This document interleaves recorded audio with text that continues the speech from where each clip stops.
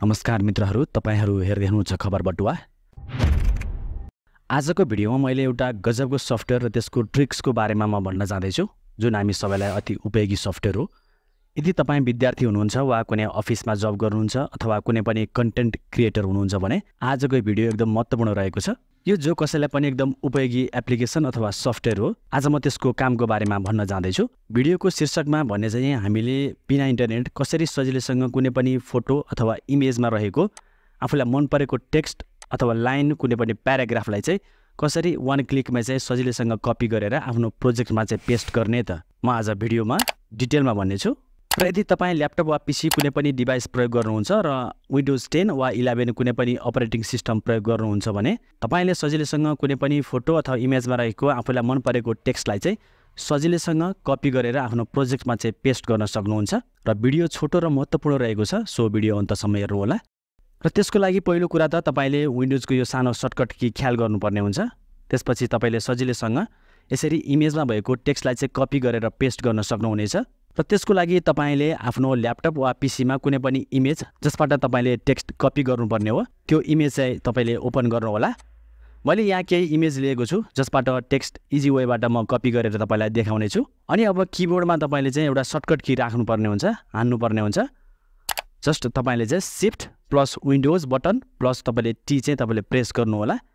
अनि अब तपाईको अगाडि माउस कर्सर यसरी सो हुनेछ। अब तपाईले माउसलाई चाहिँ इमेजबाट कति वा कुन टेक्स्ट चाहिँ कपी गर्नुपर्ने हो त्यो माउस ड्र्याग गरेर तपाईले सिलेक्ट गर्नु होला। अनि यसरी मैले देखाउँदै छु, माउसलाई चाहिँ ड्र्याग गर्दै सिलेक्ट गर्नु होला। र तपाईले सिलेक्ट गर्ने बित्तिकै तपाईले सिलेक्ट गर्नुभएको जुन टेक्स्ट छ त्यो कपी हुनेछ।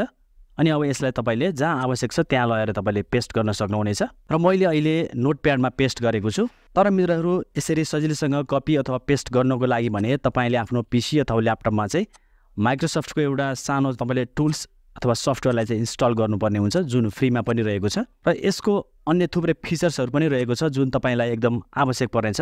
तपाईले इन्स्टल गरेर हेर्नु होला। र अहिले मैले इमेजबाट टेक्स्ट कपी गर्ने फिचर्सलाई मात्र फोकस गरेको छु। र यसलाई आफ्नो पीसीमा इन्स्टल गर्नु होला। यो एप्सलाई आफ्नो आवश्यकता अनुसार तपाईले कस्टम पनि गर्न सक्नुहुनेछ। अब यो एप्स इन्स्टलको लागि सिम्पली तपाईले आफ्नो पीसी अथवा ल्यापटपमा रहेको माइक्रोसफ्ट स्टोरमा तपाईँ जानु होला। अनि सर्च गर्नु होला माइक्रोसफ्ट पावरटोys भनेर तपाईले सर्च गर्नु होला। यो एप्लिकेसन आफ्नो पीसीमा इन्स्टल गर्नु होला। मैले अलरेडी पहिले इन्स्टल गरिसकेको छु।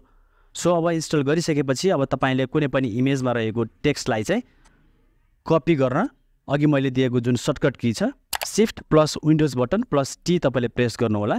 यसरी अब तपाईले आफ्नो कामलाई सजिलोको साथै समयलाई राम्रोसँग बचत गर्न तपाईले सक्नुहुनेछ। यसरी तपाईले इमेजमा भएको आफूलाई मन परेको टेक्स्टलाई चाहिँ सजिलैसँग तपाईले कपी गरेर आफ्नो प्रोजेक्टमा तपाईले पेस्ट गर्न सक्नुहुनेछ। मित्रहरू, भिडियो एकदम महत्त्वपूर्ण रहेको छ, सो सबैमा सेयर गर्नु होला। हस् त आजको यो भिडियो कस्तो लाग्यो? यदि कुनै सल्लाह सुझाव अनि प्रतिक्रिया भए हामीलाई तल कमेन्ट बक्समा चाहिँ मेसेज गर्नु होला। अनि यस्तै अन्य जानकारीमूलक भिडियोहरू हेर्नको लागि हाम्रो च्यानल खबर बटुवा सब्स्क्राइब गर्न नभुल्नु होला। हस् त खबर बटुवा हेर्दै गर्नु होला। नमस्कार।